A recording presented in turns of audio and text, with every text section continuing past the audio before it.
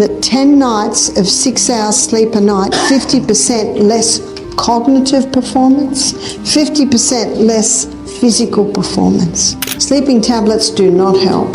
And if the children have a late night, what are they like in the morning? They're not happy chappies. Are you struggling to get a good night's sleep? In this video, we'll uncover the ultimate sleep schedule to help you rest better and feel more energized. What common habits might be secretly sabotaging your sleep? And what are the most effective techniques to help you fall asleep faster and wake up refreshed according to Barbara O'Neill? But first, we'll discuss the hormones that play a key role in our sleep. I'm going to show you what happens when you sleep. And there's a tiny little gland in the base of the brain called the pineal gland. And the pineal gland releases 4 hormones every night. Serotonin. One is serotonin, that's your mood hormone. And if the children have a late night, what are they like in the morning? They're not happy chappies, and neither are the parents. Serotonin helps stabilize mood and prevent irritability, which is why a lack of serotonin can make people feel grumpy after a late night. Serotonin is also vital for helping the brain transition from wakefulness to rest, ensuring a more peaceful and rejuvenating sleep. Melatonin is called the fix and rejuvenate nighttime hormone. Melatonin is the one that's responsible for the increase in healing, rest, rejuvenation in those hours. Melatonin also supports the immune system and plays a role in reducing inflammation. Adequate melatonin levels are key for achieving quality sleep and overall well-being. Arginine Vasotocin. Another hormone is Arginine Vasotocin. And Arginine Vasotocin is a hormone that puts us into a deep sleep. And Arginine Vasotocin is our natural painkiller. So if you have pain of any type and you go to bed early, your natural painkiller will kick in. By enhancing pain relief during sleep, Arginine Vasotocin contributes to more restful and undisturbed sleep. This hormone plays a key role in overall physical restoration during deep sleep stages. Epithalamine. The other hormone is epithalamine. And epithalamine is a hormone that increases learning capacity. If you ask the teachers, can you tell the kids that had a late night? Oh, you can. It's almost as if they haven't got the ability to concentrate, retain the information. So you can say, I don't think you got your epithalamine last night. Epithalamine also helps improve memory and cognitive function, making sleep crucial for mental clarity. By promoting these benefits, it ensures both mental and physical rejuvenation during sleep. Now, Barbara O'Neill shared with us the things we should do for peaceful sleep. First is sunlight. Sunshine. How does sunshine affect the release of the pineal gland secretions at night? Well, it's light and dark signals that are fed through the optic nerve that communicate with the pineal gland that help to balance your circadian rhythm. Barbara emphasizes that getting at least 30 minutes of natural sunlight, especially within the first hour of waking, helps reset the body's internal clock. This exposure helps signal to the brain when it's time to be alert and awake, and when it's time to wind down for sleep. Studies support this, showing that people exposed to natural light during the day tend to fall asleep faster and enjoy better quality sleep at night. Sunlight essentially keeps the sleep-wake cycle in sync, ensuring proper hormone release and improving overall sleep quality. Next up is water. Use of water. Our pineal gland needs a full hydration to be able to produce and release those hormones at night. However, Barbara cautions against drinking too much water late in the evening, as frequent trips to the bathroom can disrupt sleep cycles. It is recommended to hydrate well during the day and reduce fluid intake a couple of hours before bedtime. Studies support the idea that dehydration can lead to sleep disturbances, such as difficulty falling asleep and staying asleep. Water balance also affects the brain's production of melatonin, ensuring that hydration supports the body's natural circadian rhythm. Maintaining proper hydration without overloading the bladder at night is key for uninterrupted, restorative sleep. Third is sleeping schedule. Sleep. To get those hormones, we have to be in bed by 9 winter, 10 summer. Now, if you want to be in bed by 9, you've got to start planning for that at 7, isn't that true? If you want to be in bed by 9, you can't start thinking about it at 5 to 9. So my daughter-in-law, Arana, she likes her 2 little ones, when I was minding them, 4 and 6, she wants them in bed by 6:30. And I found the only way to do it is to start at 4:30. Sticking to the same sleep and wake-up times, even on weekends, helps the body anticipate sleep, making it easier to fall asleep and wake up refreshed. Research supports this, showing that irregular sleep patterns can disrupt melatonin production and lead to poorer quality sleep. Barbara also highlights that a consistent sleep schedule minimizes sleep disruptions and improves deep sleep cycles. Next up is trust in God. Trust. One thing that will keep us awake is worry. So trusting in God. And what does God say? He says, in everything, give thanks. Trusting in God can calm the mind, lowering cortisol levels, the stress hormone, and promoting the release of sleep-inducing hormones like melatonin. Studies support this by showing that people who engage in spiritual practices like prayer or meditation experience lower anxiety and improved sleep quality. Barbara highlights that surrendering worries to God helps reduce overthinking and racing thoughts, creating mental space for relaxation. Abstain.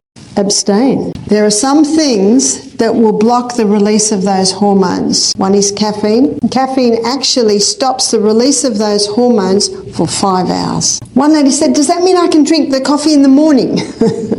Well, you're still disrupting your neurotransmitters. Having alcohol at night, it drops the production of those hormones by 41%. Caffeine, found in coffee, tea, and certain soft drinks, blocks adenosine receptors in the brain, delaying the feeling of tiredness and reducing the quality of deep sleep. Similarly, alcohol, though often perceived as a sleep aid, disrupts the sleep cycle by reducing the amount of rapid eye movement, sleep, which is essential for mental rejuvenation and memory consolidation. Barbara notes that alcohol can reduce melatonin production by up to 41%. Next up is inhale. Inhale. A great way to get to sleep is what I mentioned before. 5 seconds in through the nose, hold for 3 seconds, and then 5 seconds out. In fact, tonight when you go to bed, try it 10 times. And often, in the morning you'll think back, now how did I get to 8?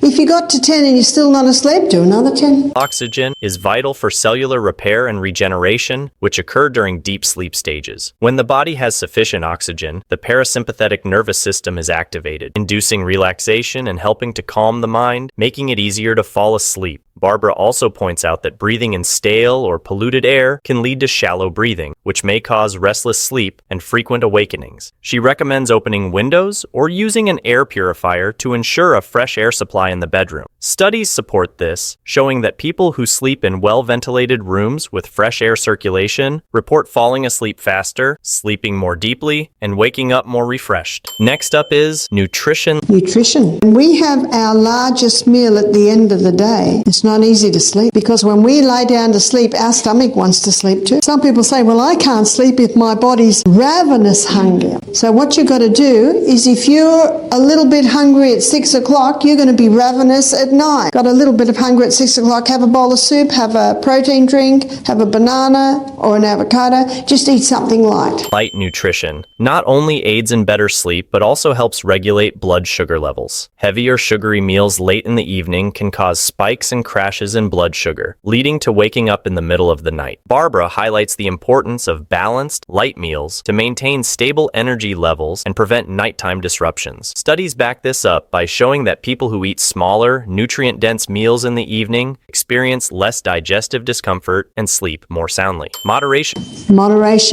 Moderation certainly comes into the timing of eating, the timing of sleep. Research supports these ideas, showing that individuals who eat in moderation and maintain consistent sleep schedules experience better sleep quality, reduced sleep disturbances, and improved overall health. By practicing moderation in both diet and sleep, the body is better equipped to enter deep sleep stages, where critical repair processes occur, ultimately leading to enhanced physical and mental well-being. Lastly, Barbara O'Neill discusses exercise.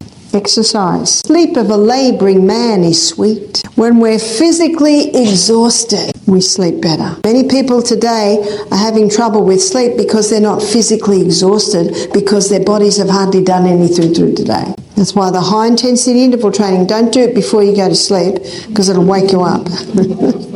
The best time is early in the morning. Exercise also aids in increasing the duration of deep sleep, the most restorative phase of the sleep cycle. This is where the body undergoes physical repair, muscle growth, and immune system strengthening. Barbara explains that physically tired bodies tend to fall asleep faster and experience fewer disturbances throughout the night. Also, exercise helps to release natural painkillers. Using that natural painkiller, there will be a waste from it. So the next night when you go to bed, if that waste hasn't been eliminated, then the pineal gland won't release another dose of Arginine Vasotocin. But if you exercise in the day, if you do that high intensity interval training in the day, you will always get a perspiration happening, and that's releasing the waste.